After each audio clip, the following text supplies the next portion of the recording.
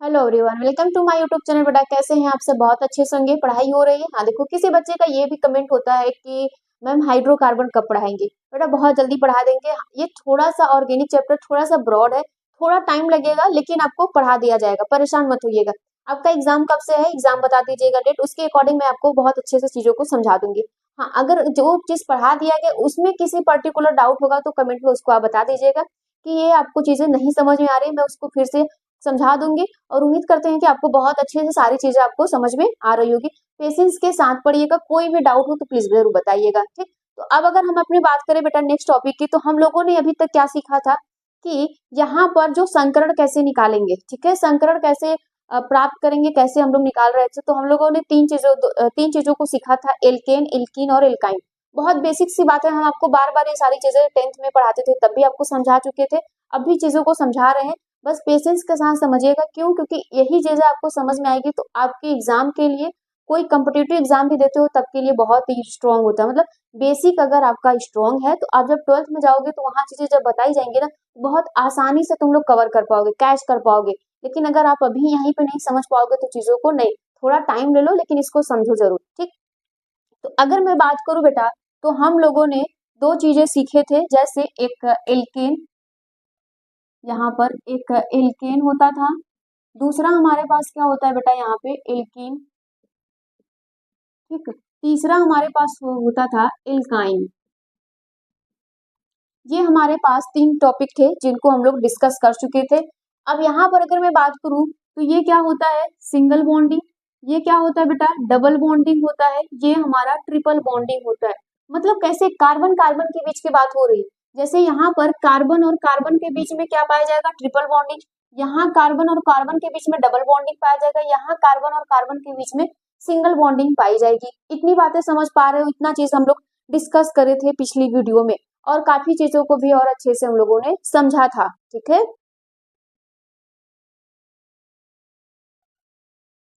अब अगर मैं यहाँ पर बात करूं तो हम लोगों ने क्या देखा था बेटा, अगर यहाँ पर देखें तो हम लोग ये जाने थे कि जो भैया हमारे एल्कीन है, सिंगल बॉन्ड वाले एल्कीन जो है, उसका हाइब्रिडाइजेशन क्या होता है, उसका संकरण जो होता है वो क्या होता है, sp3 होता है।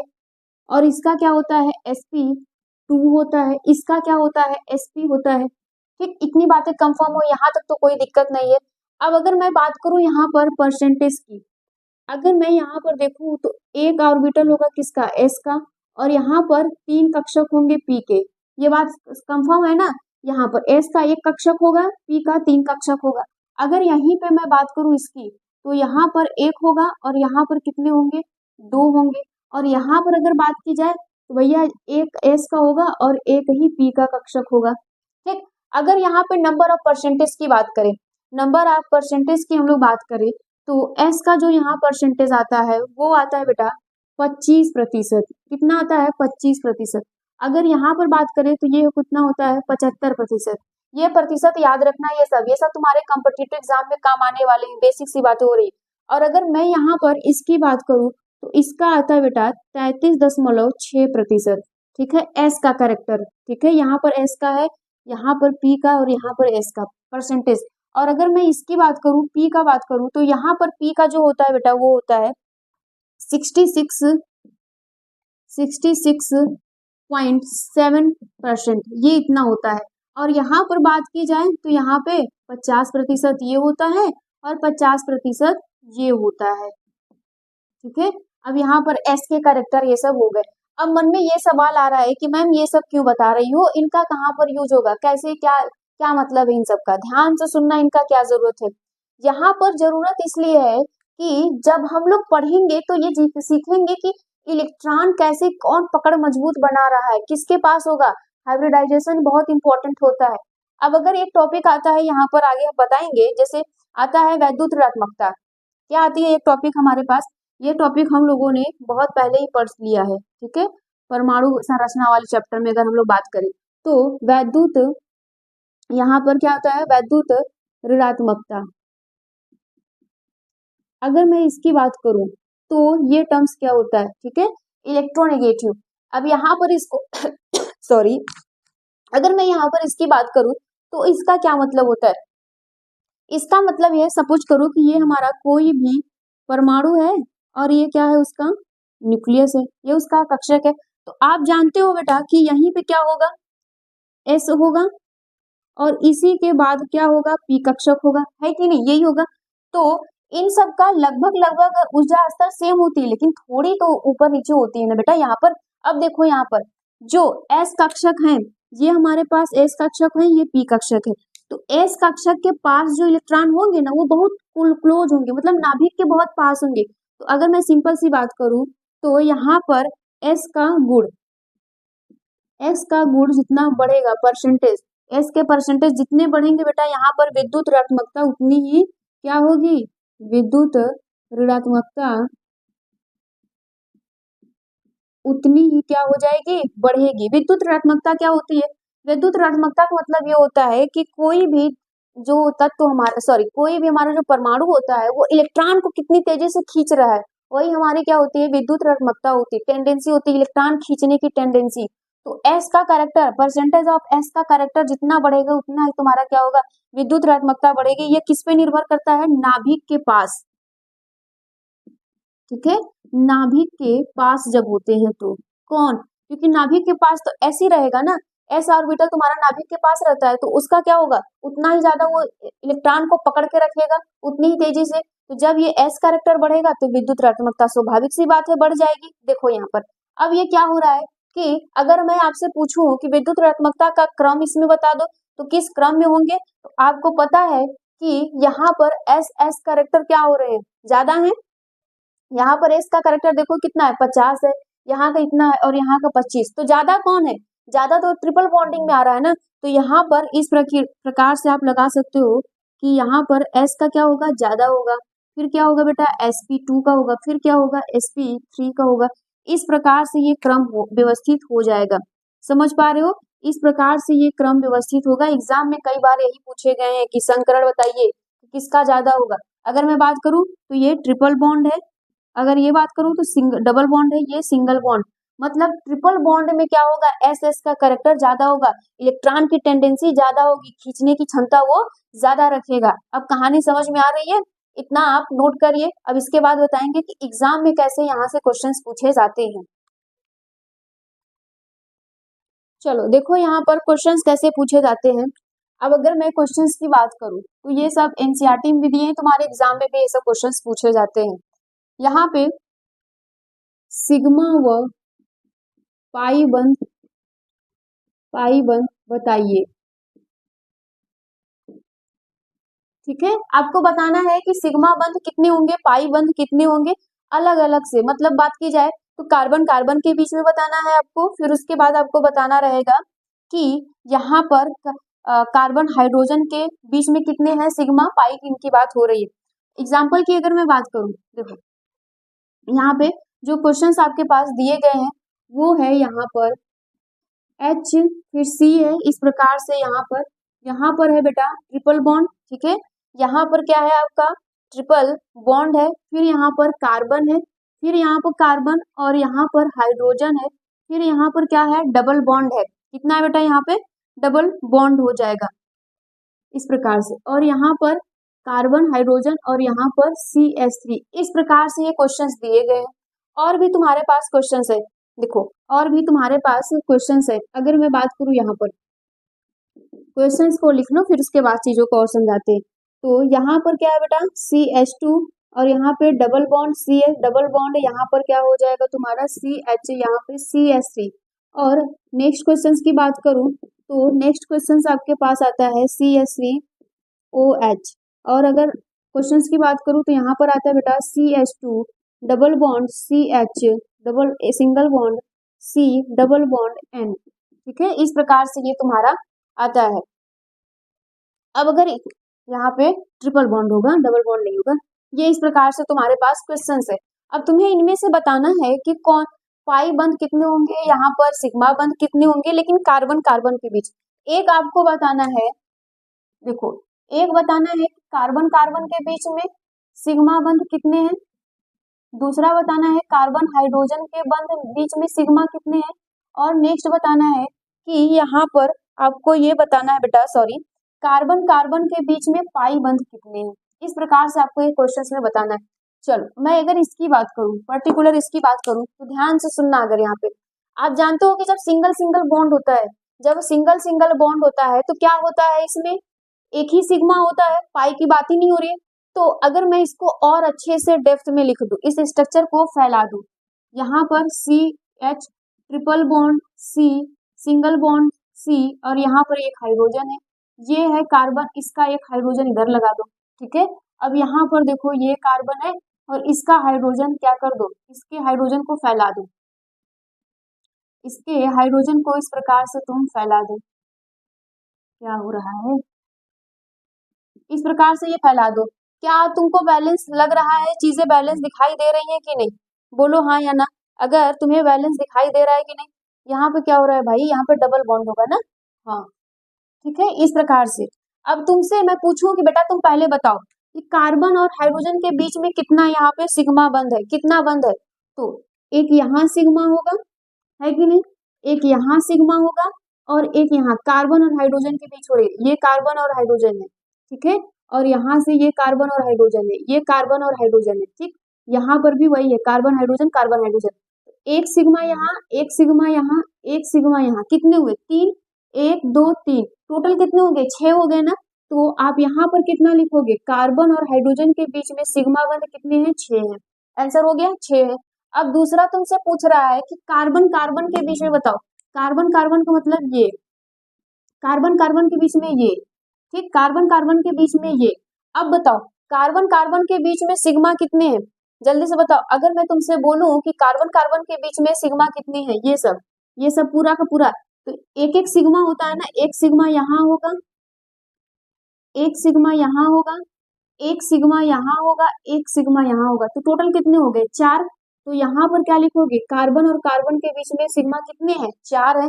अब तुमसे क्या पूछ रहा है, कार्बन कार्बन के बीच में पाई कितने हैं, पाई तुमको हमेशा नजर आएंगे डबल बॉन्ड में और तुमको नजर आएंगे ट्रिपल बॉन्ड में। पाई बंद हमेशा यही देखना, पाई बंद में हमको तुमको हमेशा क्या नजर आएगा, सॉरी, डबल और ट्रिपल बॉन्ड में तुमको पाई नजर आएगा, क्यों, क्योंकि एक सिग्मा होगा, एक पाई होगा, एक सिग्मा होगा, 2 पाई होगा, ये याद रखिएगा।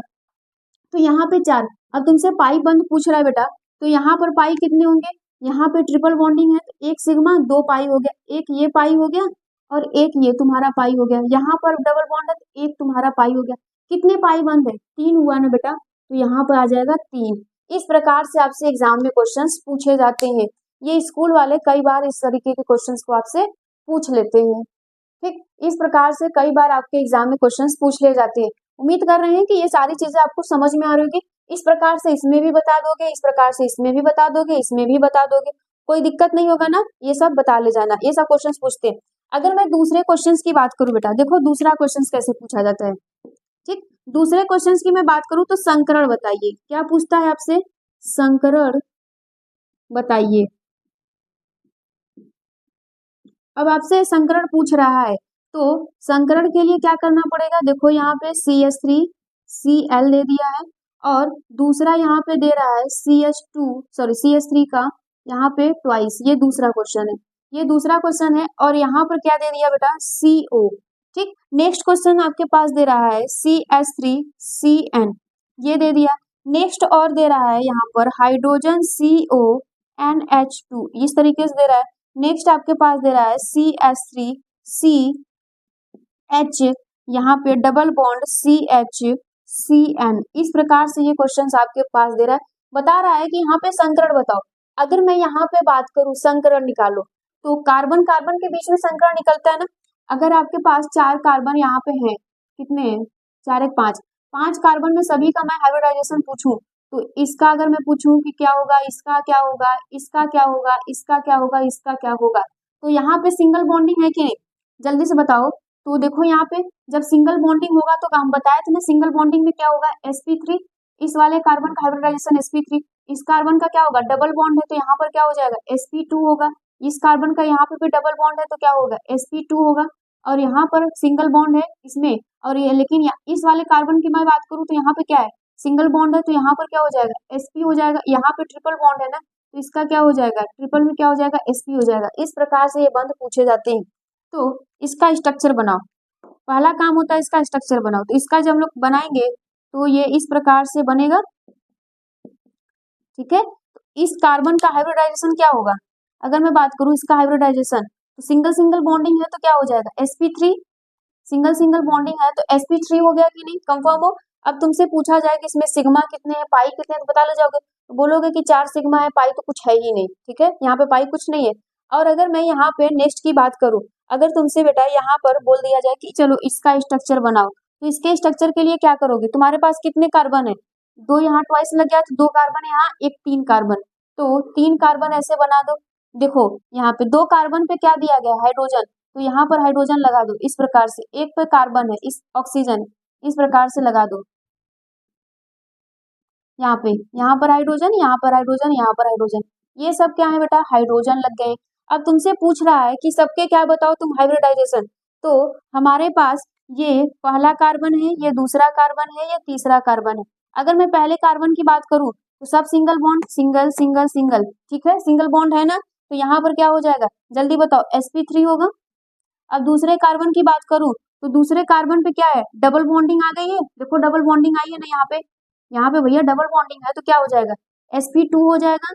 अब यहाँ पे देखो single single single single bonding है तीसरे वाले कार्बन पे, तो क्या हो जाएगा, क्या हो जाएगा, सिंगल सिंगल है तो sp3 हो जाएगा। क्या आप तुम बता नहीं सकते कि यहाँ पे कितने सिग्मा कितने पाई है, इसमें देखोगे तो सब सिग्मा, इसमें क्या है, पाई है और सिग्मा दोनों है, और यहाँ पे देखोगे तो सब सिग्मा है।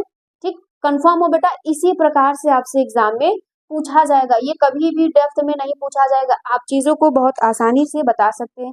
नोट डाउन करिए यहाँ तक। चलो अगर नेक्स्ट क्वेश्चंस की बात करूं तो नेक्स्ट क्वेश्चंस आपसे पूछा जाएगा इस प्रकार से, संकरण व आकृति बताइए। इस प्रकार से तुमसे संकरण और आकृति पूछ लिया जाएगा, तो आकृति पूछेगा तो तुम बता ही लोगे, संकरण अगर पता है तो आकृति बता लोगे, क्यों, क्योंकि इसके पहले हम लोग क्या बताए थे तुमको, संकरण और आकृति बता रहे थे ना, क्या होगा क्या नहीं होगा। तो यहाँ पे दिया गया है क्वेश्चन सामने आपके पास, CH2 डबल बॉन्ड O है, फिर नेक्स्ट दिया हुआ है, नेक्स्ट यहाँ पे दिया गया है CH3F दिया गया है, नेक्स्ट आपके दिया गया है यहाँ पर दिया गया है बेटा कार्बन, यहाँ पे sorry hydrogen carbon triple bonding N दे दिया गया है, इस प्रकार से यहाँ पर दिया है। अब तुमसे पूछ रहा है कि तुम संकरण बताओ, तो इसका संकरण नहीं बता सकते हो, डबल बॉन्डिंग आ गया, जैसे ही डबल बॉन्डिंग आया तो इसका स्ट्रक्चर भी बना सकते हो ना, इस प्रकार से ये स्ट्रक्चर होगा कि नहीं। अब तुम्हारे मन में ये आ गया कि डबल बॉन्डिंग है तो इसका स्ट्रक्चर सॉरी संकरण क्या होगा, sp2 होगा। sp2 का नोट को पलट कर देख लो, पेज को पलटो देख लो, लिखवाएं, sp2 का क्या होता है स्ट्रक्चर, यहाँ पे ट्राइगोनल प्लेनर होता है, ठीक है, त्रिकोणी, यहाँ पे ट्राइगोनल प्लेनर, ठीक, यहाँ पे लिखवाया थे त्रिकोणी होता है ना। अब अगर इसकी बात की जाए बेटा तो इसका भी स्ट्रक्चर बना सकते हो, यहाँ पे 3 हाइड्रोजन है, 3 हाइड्रोजन एक फ्लोरीन है, इस प्रकार से ये होगा, यहाँ हाइड्रोजन यहाँ हाइड्रोजन यहाँ हाइड्रोजन, तो इसका क्या होगा, सिंगल सिंगल बॉन्डिंग है तो क्या हो जाएगा, इसमें sp3 हो जाएगा, है कि नहीं। sp3 का हम लोग क्या बताए थे कि टेट्राहेड्रल होता है, आकृति की क्या होती है यहाँ पे, टेट्राहेड्रल होता है ना, ठीक है, यहाँ पर आकृति क्या होती है इसका, टेट्राहेड्रल होती है। अब अगर नेक्स्ट की बात करें, इसका अगर तुम्हें बनाना होगा स्ट्रक्चर, तो यही तो स्ट्रक्चर है, यहाँ पे ट्रिपल बॉन्डिंग आ गया, ट्रिपल बॉन्डिंग में क्या होता है बेटा, sp हो जाता है ना, sp तुमको क्या बताए थे, लीनियर होता है, मतलब रेखीय होता है ना, यहाँ पे क्या हो जाएगा, रेखीय हो जाएगा, लीनियर। इस प्रकार से ये क्वेश्चंस आपसे लोगों से पूछ लिए जाते हैं। ठीक, उम्मीद करते हैं कि इस तरीके के क्वेश्चंस आप बना ले जाएंगे, आपके एग्जाम में आसानी से आपको समझ में आएगा, इतना नोट करिए। अगर मैं नेक्स्ट टॉपिक की बात करूं तो हमारा अगला टॉपिक आता है बेटा पाई, अगला टॉपिक हमारा आता है यहाँ पे पाई आबंधों, पाई आबंधों के अभिलक्षण। ठीक, पाई आबंधों के अभिलक्षण, इसका बहुत डेप्थ में जानने की जरूरत नहीं है, बहुत बेसिक से मतलब चीजों को हम लोग जान लेंगे कि पाई आबंधों के लक्षण क्या क्या होते हैं। तो पाई आबंध कहाँ कहाँ पाए जाएंगे, पहला पॉइंट यही होता है कि पाई आयन कहाँ कहाँ पाए जाएंगे, डबल बॉन्डिंग में पाया जाएगा, मतलब कार्बन कार्बन के बीच में क्या होगा, डबल बॉन्डिंग वहां पाया जाएगा, और कार्बन कार्बन के बीच में क्या होगा, ट्रिपल बॉन्डिंग होगी, वहां पाया जाएगा। इस प्रकार से हो जाएंगे कि नहीं, ये सब हाइड्रोजन लगे, ये सब क्या रहेंगे, हाइड्रोजन। ये मत सोचना कि बस ऐसे ही क्या है वहां पे। तो यहाँ पर आपको क्या मिलेगा, पाई बंध मिलेगा। यहाँ पे कितने हैं, पाई बंध कितना है बेटा, एक है। अगर यहाँ पे मैं बात करूँ तो पाई बंध कितने हैं, दो है। क्यों, क्योंकि एक सिग्मा दो पाई हो गए। इस प्रकार से ये होते हैं। अब अगर नेक्स्ट की बात की जाए कि और इसके क्या क्या भी लक्षण है, तो पाई आयन कच्चे होते हैं। देखो, पाई बंध कच्चे होते हैं, कच्चे होते हैं, इसका क्या मतलब है मैम, कच्चा पक्का यहाँ पे क्या है बताएंगे, परेशान नहीं हो। अब अगर मैं यहाँ पे बात करूँ पाई आबंध कच्चे क्यों होते हैं, तो पाई जब आबंध पाया जाता है ना, तो ये आसानी से टूटने के काम करती है, मतलब ये तोड़ देने का काम आसानी से करते हैं।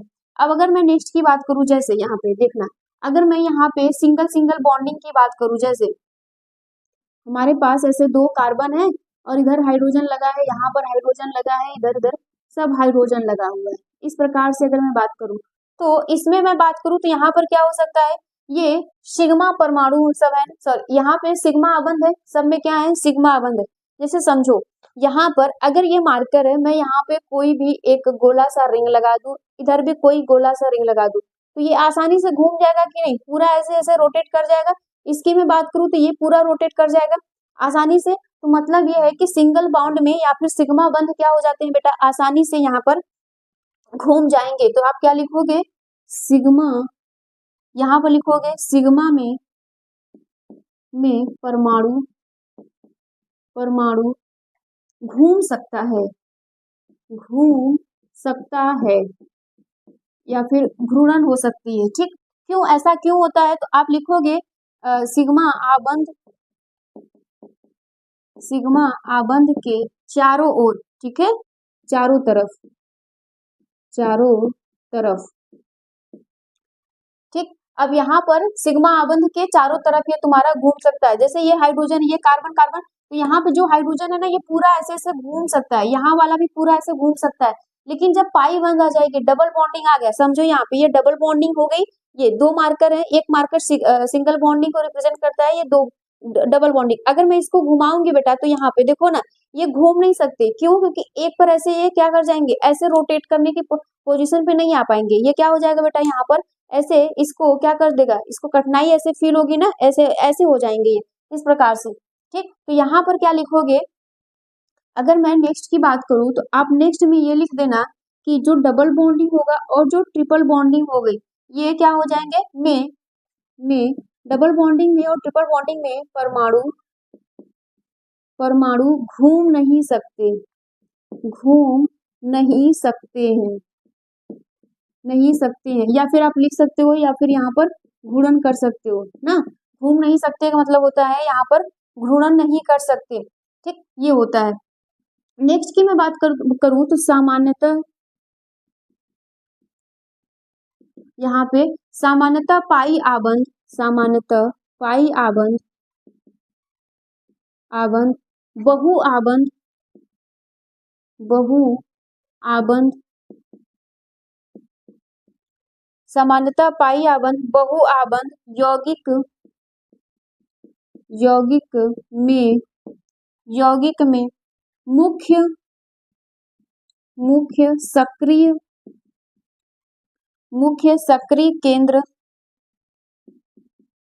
केंद्र उपलब्ध कराते हैं। यहाँ पर क्या होगा, उपलब्ध, उपलब्ध कराता है, उपलब्ध कराता है। सक्रिय का क्या मतलब होता है बेटा, फंक्शनल ग्रुप जब पढ़ाएंगे तो बताएंगे भी। ठीक है, सक्रिय केंद्र का मतलब होता है, एग्जाम्पल से समझो। अगर मैं यहाँ पर एग्जाम्पल के लिए, ठीक है, एग्जाम्पल के लिए मैं यहाँ पर कार्बन लगा दूं और यहाँ पर हाइड्रोजन, हाइड्रोजन और ये हाइड्रोजन, अब यहाँ पर भी कार्बन कर दूं और यहाँ पे क्या कर दूं बेटा, यहाँ पे डबल बॉन्ड कार्बन, कार्बन और हाइड्रोजन कर दूं, फिर यहाँ पर मैं क्या कर दूं, कार्बन कर दूं और ट्रिपल बॉन्ड यहाँ पर कार्बन और हाइड्रोजन कर दूं। इस प्रकार से समझ पा रहे हो। तो देखो यहाँ पे क्या है, डबल बॉन्डिंग है, इस कार्बन कार्बन के बीच में, इस कार्बन और कार्बन के बीच में क्या है तुम्हारा, ट्रिपल बॉन्डिंग है। तो सामान्यतः जब पाई आबंध, तो यहाँ पाई बंध पाया जाएगा, यहाँ पर भी तुम्हारा पाई आबंध है, यहाँ पर भी तुम्हारे पाई आबंध है, लेकिन यहाँ पर एक है, यहाँ पे दो है, ठीक है, कोई दिक्कत नहीं है। तो जो पाई आबंध होता है, तो बहु आबंध मतलब एक से ज्यादा जब बंध पाए जाएंगे, यौगिक मुख्य रूप से सक्रिय, जैसे ही कोई सक्रिय पर, जैसे कोई यहाँ पे फंक्शनल ग्रुप आएगा, जैसे तुम यहाँ पे एल्कोहल, फिनॉल, ये सब जब पढ़ाएंगे तो बताएंगे, जब वो आएगा ना, तो ये सब कार्बन एकदम उछलेंगे, आ जाओ मेरा इलेक्ट्रॉन ले लो, ये तेजी से अपना इलेक्ट्रॉन देने की कोशिश करेंगे। क्यों? क्योंकि ये मजबूत नहीं होता है, कच्चे होते हैं, अभी लिखा है ना, ये कच्चे होते हैं, मजबूत नहीं होता है, ये अपने आप को तोड़ने की कोशिश करेगा, ये टूट जाएगा, ये स्टेबल होना चाहते हैं, स्टेबल सिग्मा में ही रह सकता है बेटा। इतनी बातें क्लियर हो रही है? तो यही क्या करेंगे, यही लोग तोड़ के रिएक्शंस को करवाना चाहेंगे, ये बात होती है। अब उम्मीद करते हैं कि ये सारी चीजें आपको बहुत अच्छे से समझ में आया होगा। नेक्स्ट वीडियो में हम लोग पढ़ेंगे बेटा यहाँ पे कार्बनिक यौगिकों की संरचनात्मक निरूपण के बारे में पढ़ेंगे, मतलब यहाँ पे संरचनात्मक रूप से क्या होता है। तो लुईस की हम लोग बात करते हैं, लुईस हम लोग पढ़ लेते हैं, इसकी यहाँ तक दिक्कत नहीं होगा, आपको आसानी से चीजों को समझ में आ रहा होगा। Thank you.